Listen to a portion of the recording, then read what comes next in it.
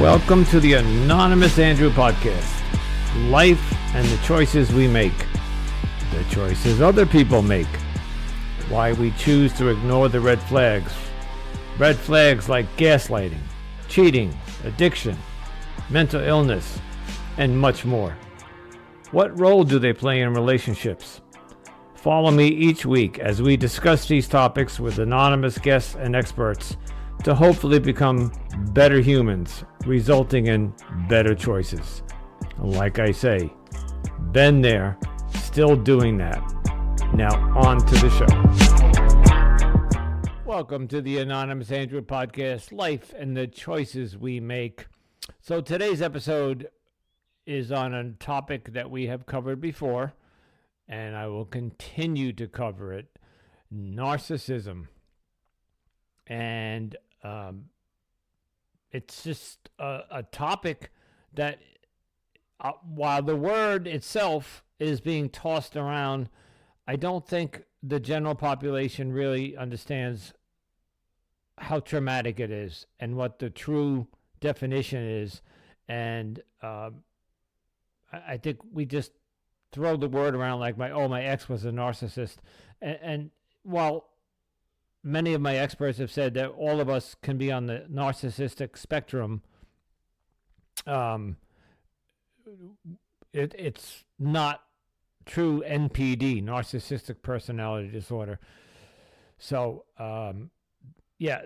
so this guest today, her name is Diaz, and she wrote a book called Gasping for Air, and just another incredible story of going through horrible marriages and relationships and childhood trauma, and then coming out on the other end in one piece. And one piece is what we can hope for in many cases. And I'm bringing you people who have come out on one piece, but have come out on top. And that's what I want to share with you.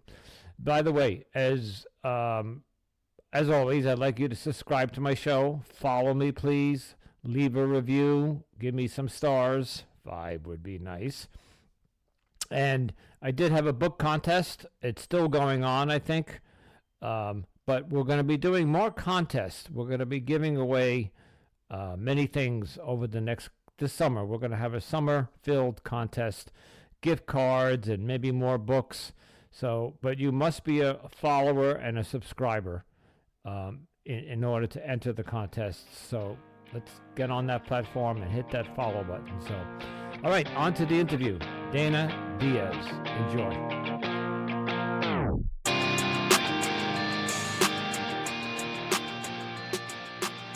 Hello, everybody. Anonymous Andrew back with you again. And I'm always going to be here, right? Okay, so today I have a special guest, and her name is Dana S. Diaz, and she's an author, and she wrote a book called Gasping for Air. Good evening, Dana, if it's evening where you are. It is evening where I am. It is. Okay. Sun is still shining, though, so that's good. It is. Oh, this is my favorite time of year. The sun stays out much late. So I came across Dana on a venue that that we met on. It doesn't matter.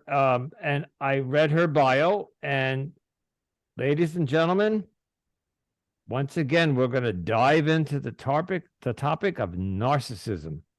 As you know, that was between gaslighting and narcissism in my past relationship.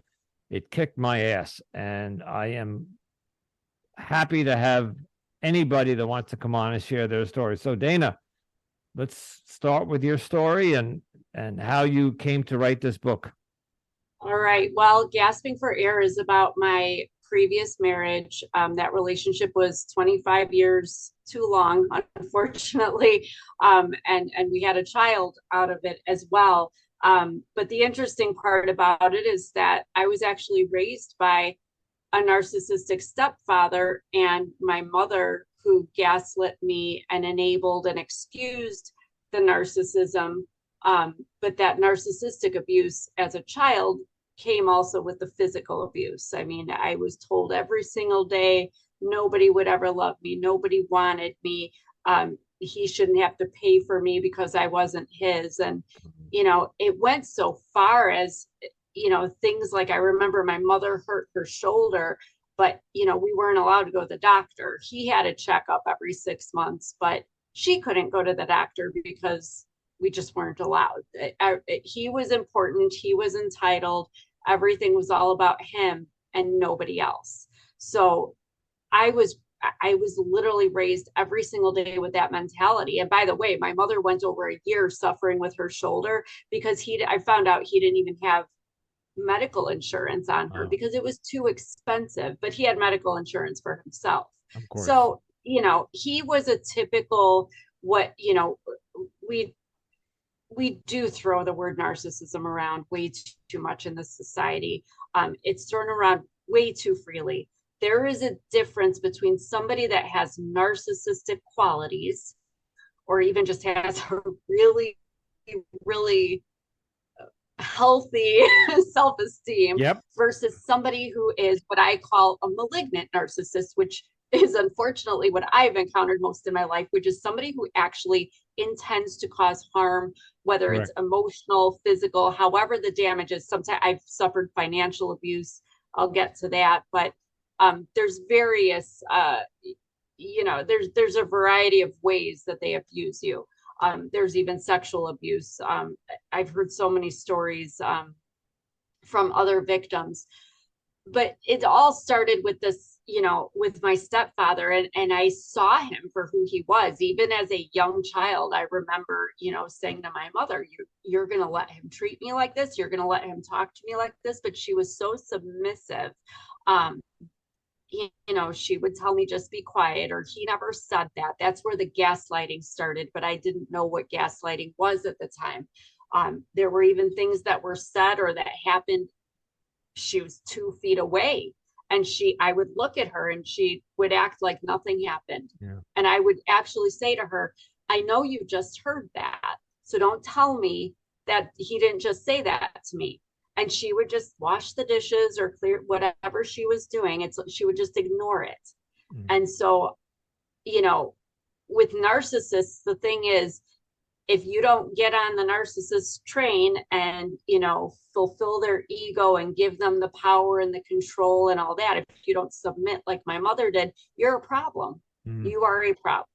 And I think that as far as my stepfather, he definitely, put a divide between my mother and I. I think he was almost afraid that my willpower and my strength would rub off on her, that somehow I would influence her against him. So he had to intervene and influence her against me, I'm 47 years old now. I have no relationship with my mother. She does not speak to me. There's no communication. Neither does he. And yeah, they're still together.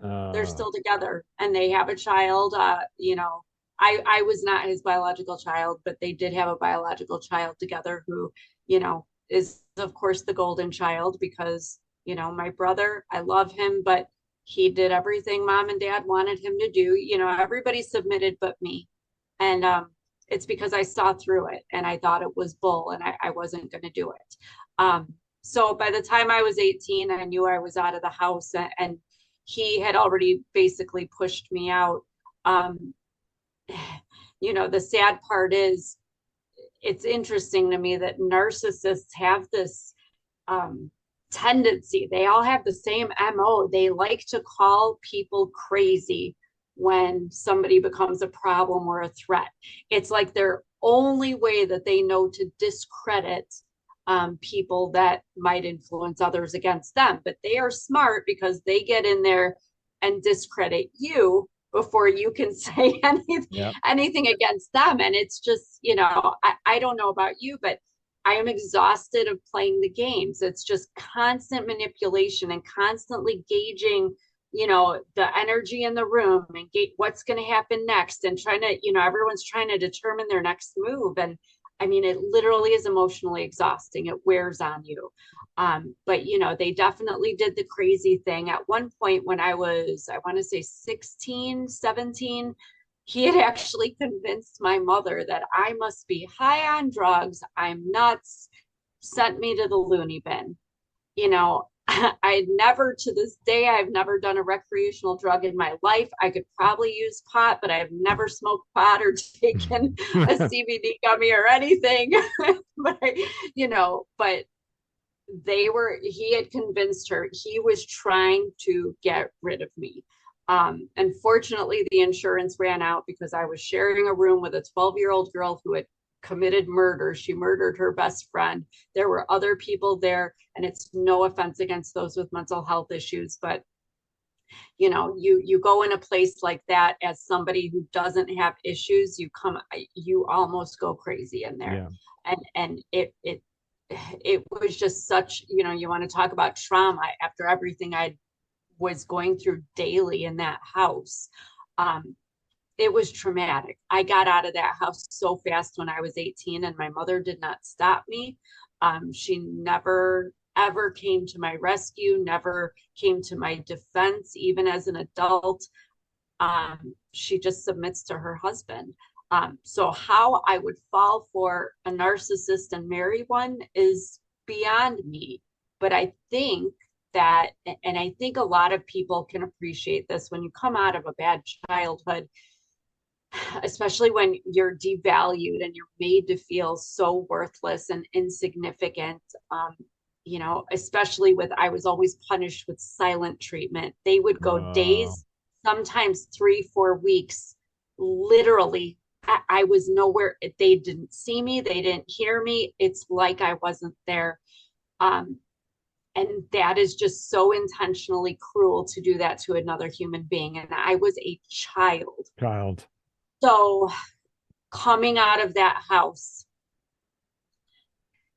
even though I was very aware of what was going on, I didn't have the verbiage for it, because I don't think narcissism back in the early 90s, it wasn't really a thing back then. I mean, it existed, but nobody had the words for it like we do now. But I think I was just so eager for somebody to make me feel worthy, and to make me feel like I was worthy of love, and that I was worthy of attention. And I turned into a people pleaser. I never wanted to disappoint anybody. Whatever anybody wanted, friends, coworkers, romantic part, whatever, it was just whatever you want, just because I was so eager for that connection that I never got, even with my own mother. And it's really hard. That's a whole separate subject. But rejection of a mother is so, I mean, I don't even know that there's words for it. No. I always joke that even serial killers have mothers who sit behind them in court after the horrific things they've done. And I've been such a good girl, and Yeah. I didn't do anything to deserve that kind of rejection. But going out into the world, I just wanted somebody to love me, anybody. And I would just latch on to people. And I think even in friendships, it was just too much for people. Um,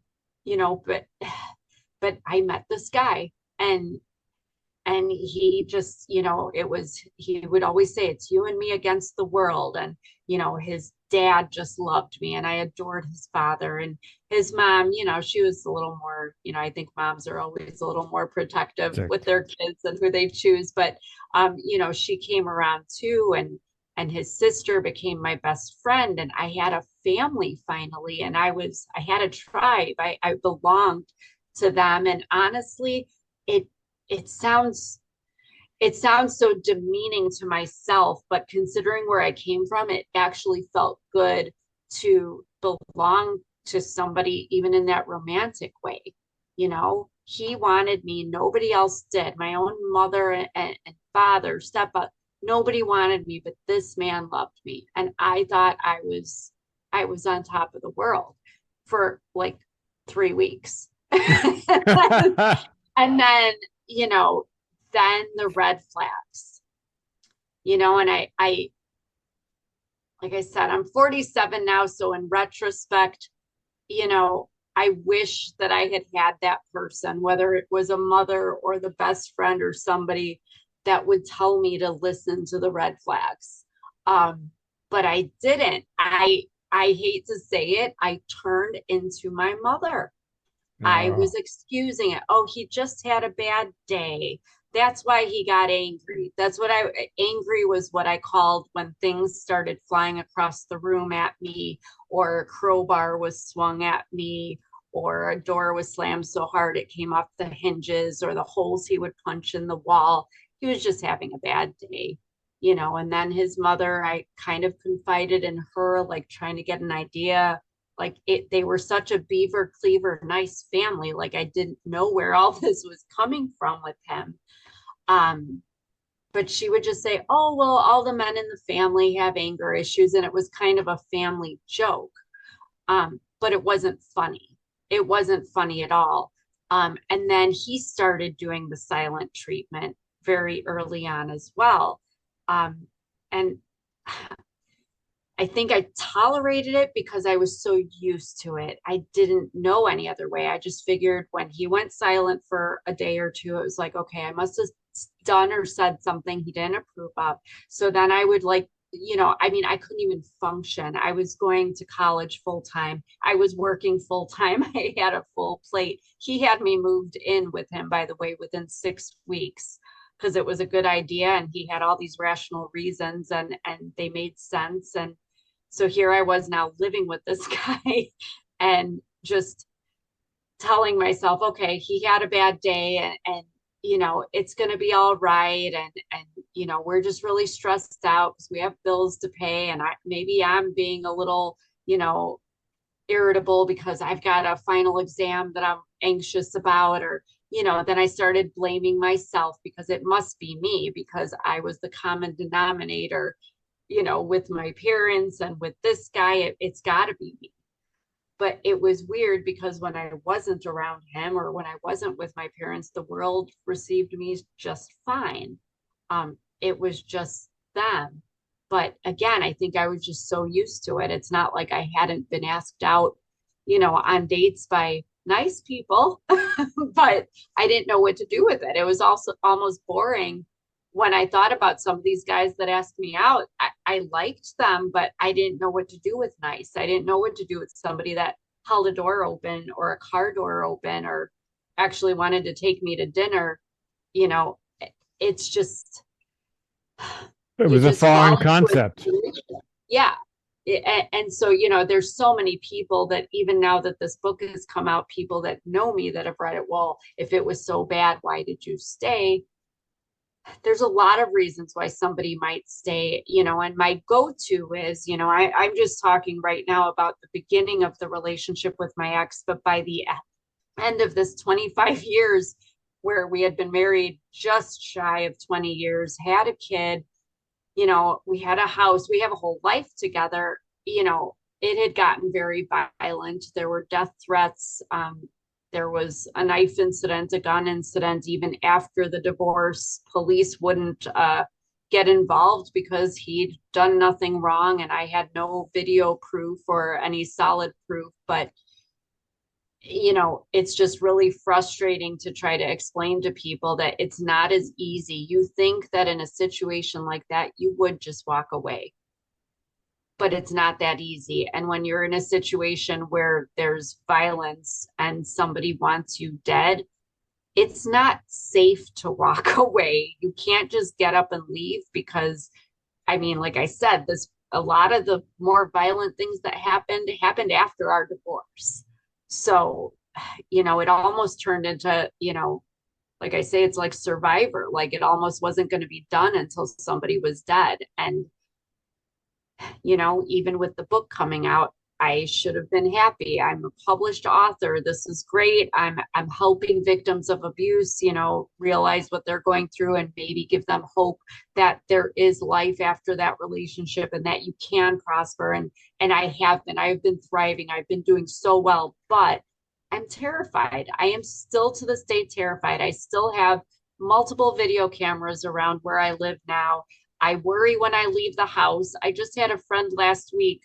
I was doing a book signing in the area, And she was on the way there and saw an ambulance. And she said the first thing that came to her mind was that he had gone to the book signing and done something. Mm. So, you know, to say to somebody, well, if it was so bad, you can't just say that. That's like when people say, oh, well, if so and so cheated, I would just leave. Well, if you knew how many times my ex cheated on me, I didn't leave. And I would have thought I was that person too. But guess what? When you have a kid and you have a mortgage and you have life together, Yeah. No, I the get it. idea is nice, but you don't always just walk out just because you don't necessarily forgive it either, but you You figure you out how to move past it. you told a very similar story to mine, minus the marriage and the children. But the key point that you mentioned about staying, why do we stay? And that was something that I just didn't understand because, like my relationship, there was multiple cheating and gaslighting and Mhm. psychological manipulation, and and this is the part that gets me. If let's say you or I, we're educated people, we're civil, we're good human beings. Um, we're we're faced with things like gaslighting and the horrible things that were said to us or done to us. You would think that and I'll speak for myself. You would think that we would stand up and say, "I'm not going to tolerate this anymore," and leave. And yet I didn't. I stayed for 2 more years after I found out what she was doing. It's you are right. It's not that easy to walk away. And of course, it's even harder when you're in a marriage and you have the house and you have the children. And um, how long ago, how long has it been since you divorced? It was during COVID. During it, the sick part was that I had talked to 7 attorneys in my life with him. The seventh, I take that back. I talked to the sixth attorney in March of 2020. And 5 days later, our state went under the shelter in place. So God help me, I was Uh, stuck in my damn house with this man. Oh, I feel so bad for you. I literally carried all my things, every last thing I had down to my basement. And here's the thing, I'm laughing about it, but this is people won't understand this unless they're a victim of narcissistic abuse. So I carried all of my things down to my basement and figured I would set up camp down there. He wanted to play games, so he shut off the toilet in the Oh, basement. Well, I figured if he was going to play like that, at that point I was so done with him, but I still had to be careful. But I'm like, you know what? He's not going to push me out of this basement and back upstairs with him. This is humiliating, but I tell about it in the book. I think I know what's If coming. I had to pee, there was a sink in the laundry room, and I Yeah, was little enough to climb up on it. I knew that was coming. And it's gross, but I got myself some bleach spray and cleaned it out every time. I was hygienic about it, but you know what? I wasn't going to let him do that. I had myself a fridge down there, a Good for TV. you. I slept on the sofa. And you know what I started doing with the gaslighting? I started in 2019 because it wasn't just him. It was also my mother and stepfather. Things came to a head around 2018 or so. I started keeping a notebook because I was tired of people telling me that things didn't happen Yeah. and that, no, I didn't say that, you're delusional, you're sensitive, all these things. It was always me. I kept a notebook. I would put the date and time, who said what, just a brief description. And I kept it under the couch cushions in the basement where I knew he wouldn't find it. Because who looks under couch cushions unless you're vacuuming them like once every 5 years? Nobody goes under there. So I figured it was safe. And it's interesting to me. One morning during COVID, when I was stuck down there, I was reading through it and I thought, I cannot be the only person going through something like this. And I Wow. started, kind of looking online and just kind of research. And that's when I didn't even know what narcissism was. And then I realized, oh my gosh, this is actually a thing. Yeah. But by that point, I should also backtrack a little.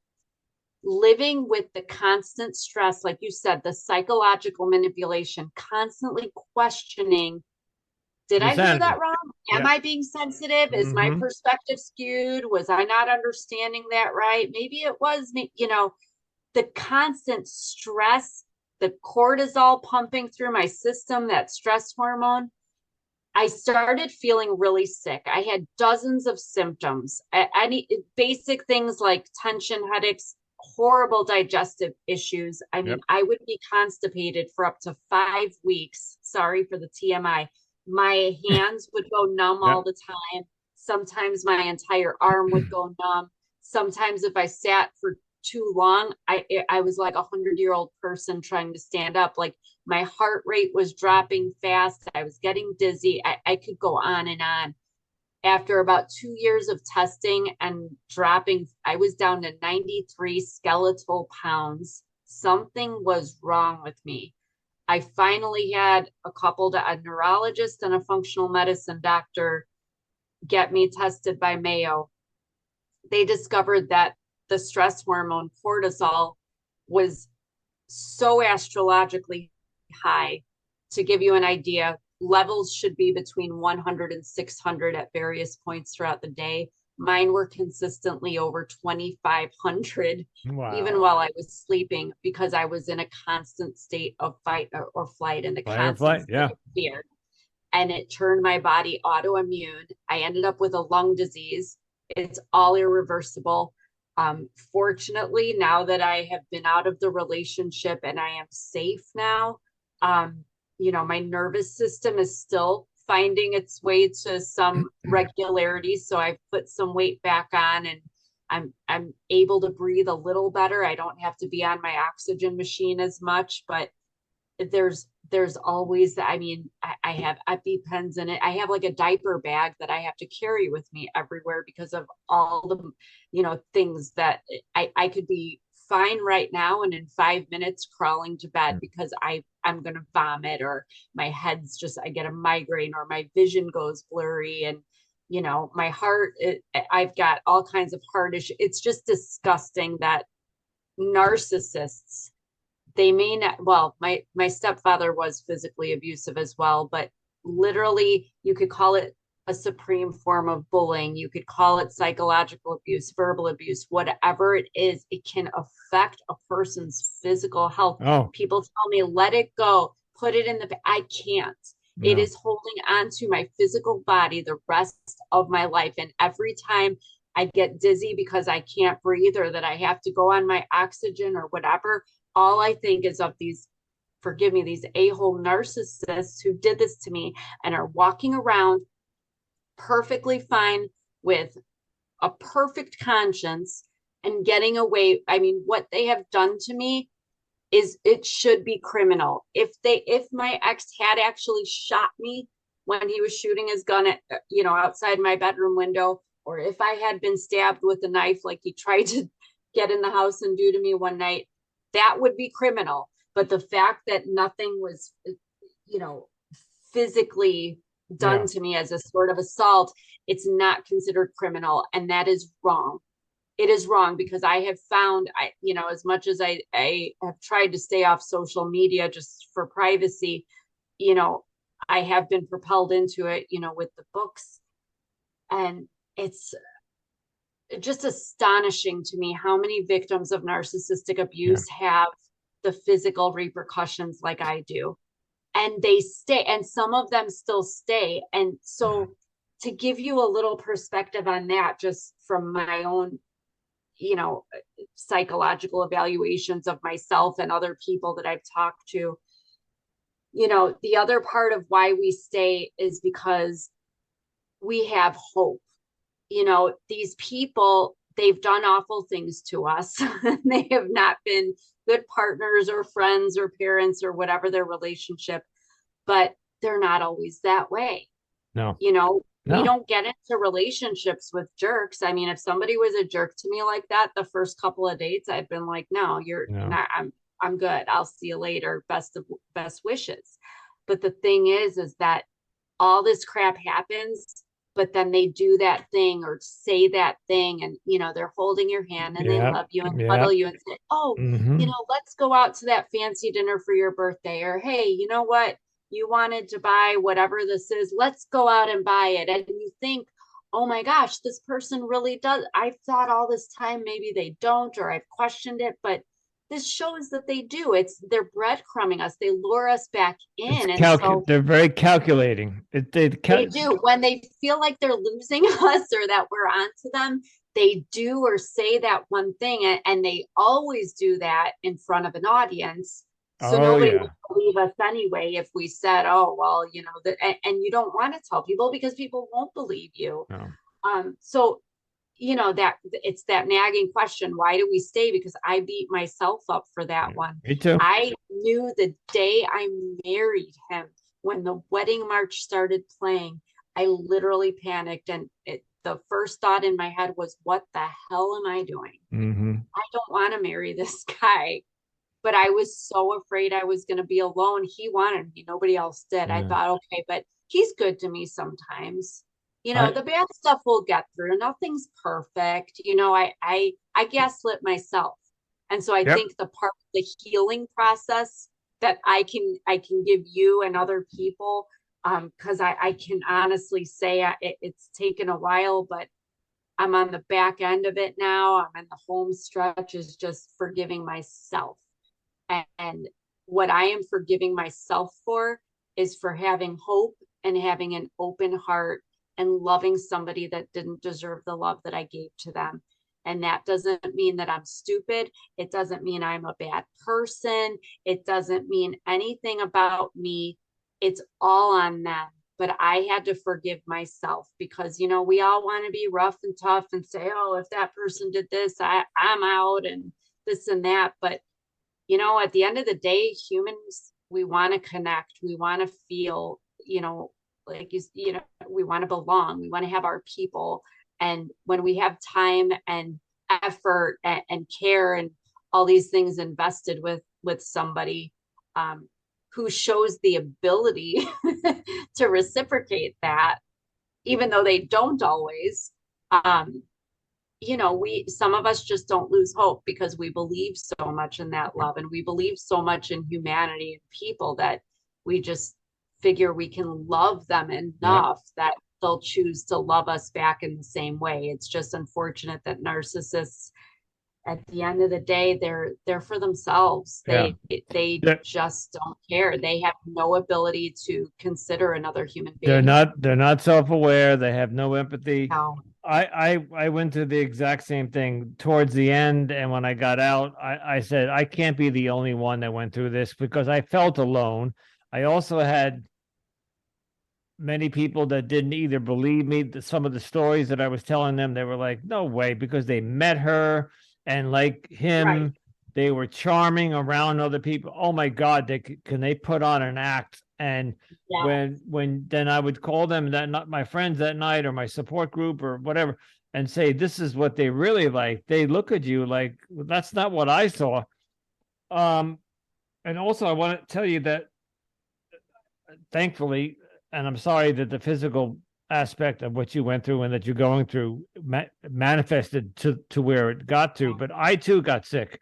Um, I've been battling some health issues since I got into sobriety 8 years ago, and I've been trying to fix my body since then. And I finally got to a place where my doctor said, "Okay, we're at my bloods were good. I do have some heart issues, but yada yada yada. But I was in a good place until this relationship, and then the anxiety and the Yeah. gaslighting and the sleepless nights and Yes. all that. My Yes. all of my health went out the window. I gained weight, my LDL, my cholesterol, my sugars. Yeah. Um, she even, and my audience knows this.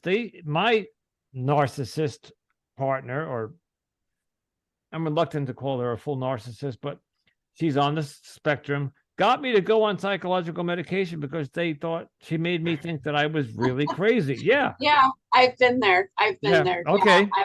I was bipolar and I needed medication, and I had anxiety, so I needed medication, And and I went on you it. know, Yeah. Yeah. And I went on it thinking, well, if I could be a better person, then I'll be a Yep. better wife and I'll be a better mother. I was convinced that whatever I can do to help the situation. Yep. And, let me tell you, the funny thing about it is that even though I was diagnosed as bipolar and with anxiety, and I mean, I was even on anti-seizure medication, all this stuff, you know, my doctor towards the end of my marriage, he kind of came to me and after an appointment, a follow-up, and he said, all these years, he says, I know I'm not supposed to say this, but he says, I'm not even really sure that you're bipolar. He No. says, I think it's your lifestyle. And I looked at him and I said, so you mean that all this medication is just because I'm married to an a-hole? And he Yeah. was like, I Yeah. honestly, he's, because I have to joke when I'm nervous, but he said, I honestly think, yeah. And so all these years of thinking I was bipolar and thinking I was this and that, ever since the divorce, I mean, I am not on any medications Good. anymore. And the doctor even said last year, he's like, I don't even know that you really were. But he Yeah. said, I felt like I had to numb you to just keep you going. And And in my it's so bad. Yeah, and in my case, I felt as if she actually brought a third party in, a mutual friend of Oh, ours, who she gaslighted into thinking that I was really crazy, and they yes, got me on the medication. And I think there was a calculated move to get me sedated or absolutely. to control me. Um, Absolutely. I there was a question. I want to go back a little ways to your Sure. childhood, and you didn't mention it. And if it's a touchy subject and you don't want to talk about it, that's fine. Where's your biological dad in all this? Okay. So I was a teenage pregnancy. I Okay, was born on my mother's, she was 16 and my biological father was 15. He was around for my first year or so of life, but my mother, you know, I have a hard time because I don't call her a narcissist, but you know, she well, she she's just married to might be one. one. She's yeah, but she's something. Because even back then, and I am putting this together from what I have heard from other family members, my grandma, my great grandma, my godmother, cousins, that my mother was upset that my biological father didn't like ask her to marry him and that they weren't going to be this little family. I mean, he was 15 and let's be real. When you're a teenager and you're doing that, you don't mean to make a baby. And No, yeah, if I was 15, so I give him credit. He didn't run, he was there, but she didn't want him to have access to me after I was about a year or two old. So she denied him access to me. But I did reconnect with him when I was 16. And I've had a relationship with him ever since. good. I And was going to he ask you is that. Good. amazing. He is, I mean, unfortunately, we just live so far apart that we don't see each other often. But I mean, even with my previous marriage, he is so he's everything a father should be. I wish that he had raised me. Of course. It's unfortunate, but no, he is by no means, he's not just some, disappearing act. He didn't just leave Good. me and my mother in the dust, but he went on and married and had two children, and I'm regularly in touch with them. We Good. have good relationships. Um, it's just Um, unfortunate that they say that you're wired by the time you're 6 years old, yeah. based on how you're treated. And I think that, my mother and her husband just did a number on me. So that's just it. Some of us are just a little more screwed up. I just hope that more people would try to be self-aware and improve themselves and not go, doing these things to other people. But it can go either one way or the other. There's people like you and me that may have been through stuff, but we use it to learn and to Uh-huh. grow as people. And there's other people, and I think my ex is one of them, and it sounds like maybe yours too, that they go through stuff but they're just angry and decide that the world's going to serve them instead, and Uh, that's just how it's going to be. And unfortunately, people like us, want so much to love the people they can be or that they choose to be at times, that we fall prey to it, and then we get stuck in these situations where we have to deal with the other side of them. There's that Dr. Jekyll and Mr. Hyde aspect to them, and people don't get to see the side that we see, and it's rough to deal with that. It's very rough. And this whole narcissistic trend going on, and you're right, 20, 30 years ago, it was there, but it's not, it's a diagnosis in the DSM, the NPD, but there Right. is no treatment for it because nobody, I often say this and in a joking way, but not joking. A narcissist is not going to walk into a therapist office and say, I'm a narcissist, I need help. They just don't do that. Oh, no, no, No. no. So Dana, I got it. Your story of just your childhood and then into the marriage of I'm going to guess 40 years or more of Yeah, it was being more. exposed. Yeah. Yeah. Tell us a little bit about that. You said you have two books that you're working on now. Are they Yeah, I did release Gasping for Air. That was just released earlier this month, doing very well. It was the first weekend. It was a number one new release in domestic abuse on Amazon. I just finished a couple weeks ago the prequel, which discusses growing up, with a narcissist stepfather and a mother who looked the other way. So we're hoping to have that out by the end of the year. And right? then to complete the trilogy, there will be the sequel to Gasping for Air, which is after my divorce, and um, at a friend of 16 years that ended up doing, they call, I don't know if you've heard the term nuking. Nuking is when they run a smear campaign on you and just completely destroy your finances, your professional life, your personal life, rally people against you. Um, all because her brother-in-law and I, we had been friends for I've known the family, like I said, 16 years, and he and I got to liking each other. We'd been through some similar things with our exes. We're now married, and she did not like me coming into the family. I'm told it's jealousy, but what she has done to us, you want to talk about a narcissist? she Yeah. she she completes my little circle. So we'll have a trilogy dealing with the romantic relationship and Gasping for Air, the parental relationship and the prequel, and then a friend relationship in the sequel. But they're everywhere, and there's no consequences for them. The No, only no. consequences are for the victims. They don't And have they don't have a rock bottom. They really no. don't. And when they run out, and as you know, the term supply. So we are their Yeah. supply. And if they run out of a supply, you know what I'm Yeah, talking I about. I know. And when they run out of supply, they will find more. And in some cases, they will come back to you if they can't find a victim, and they will come back to you. But you Oh yeah. sound like you're strong. So let's begin to wrap this up. I would like, I don't know if you mentioned it. How are you doing today? Where are you today? Are you in a relationship today? Are you married today? Yes, I am married to my who was my friend for many years. He got me through a big part of the end with my ex, and we realized that we were like best friends and partners in life, and just wanted to be together. He wanted to get married. I didn't see why we needed to get married, but you know what, it's been amazing. I feel safe with him. I Good. feel protected, and most importantly, I have triggers. I have CPTSD. I am calming, but he is a quiet and gentle spirit. He's Good. just what I need, and he wants to be that person. And we have a beautiful relationship. So I am with Good. him. We are married. I am, like I said, my body is even learning to settle. The triggers are lessening. My health is better. I still struggle a lot of days, but it's better.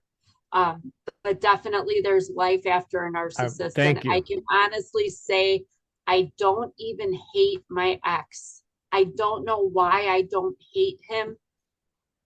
I Because should, you, but I because think I'm done with it. I'm done with him. I'm past it. And it's funny you say it, but he stopped bothering me the second that he got a new girlfriend, and guess what? He moved her in real fast. Yep. Oh, And yeah. even after that, even almost a year after they have been living together, he has still contacted me, and oh, you're always going to be the one. There'll never be one like you. Yeah. Oh, I So got he's that. still trying to keep me on the hook, but I just ignore it. The best thing I can tell anybody is to stay no contact. There's nothing you will Oh, ever say or do nope. that will repel them.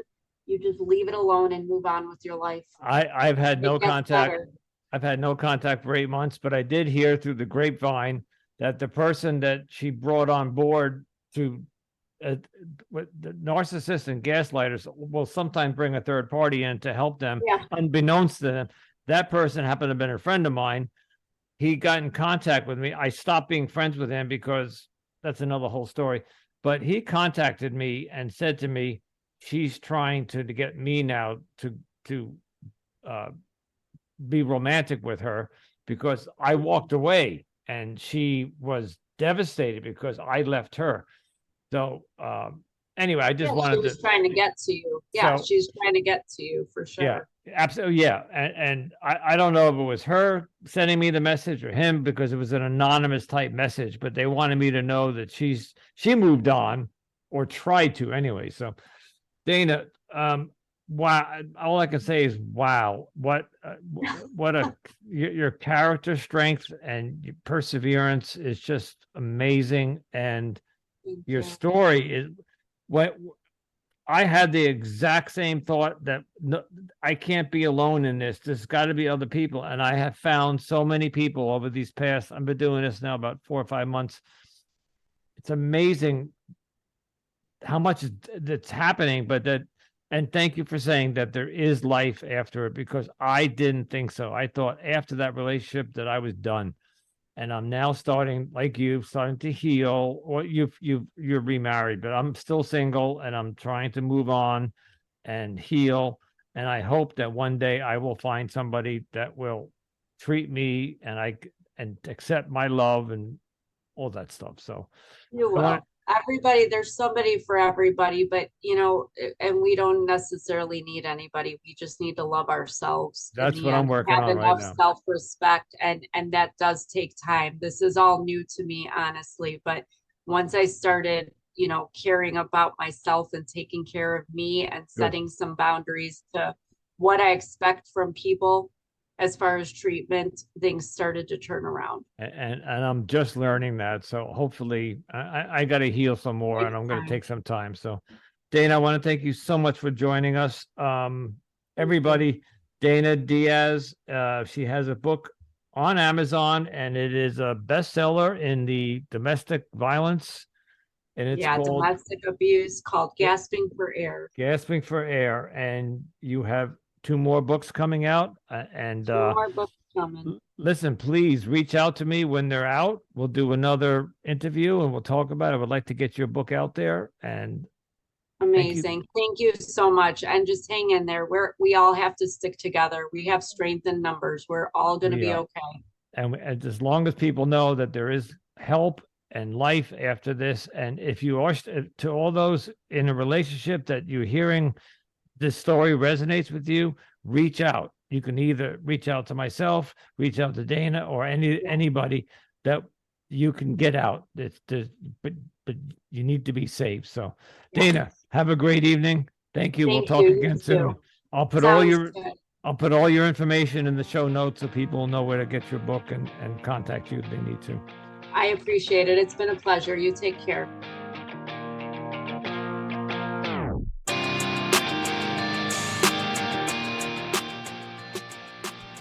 You know what I'm about to say. Wow. Dana, you are a example of real human strength and perseverance and overcoming the odds. I salute you. I truly salute you. This is why I have all these people on, because I'm nowhere near where these guests that I'm having on have been able to get through the trauma of the horrible relationships to even where Dana spoke about her physical health. And I'm still recovering from some of the physical manifestations that happened after my relationship. And I truly hope that I am where they are someday. This podcast is my way of healing.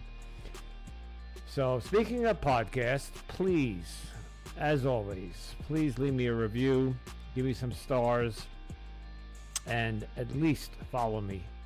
Subscribe to the show, and you will automatically be entered into any contest that I hold this summer. We're going to have several contests, but you must be a subscriber, and of course you must email me. But if you're a subscriber, you're automatically considered a contestee. Okay, try to say that one.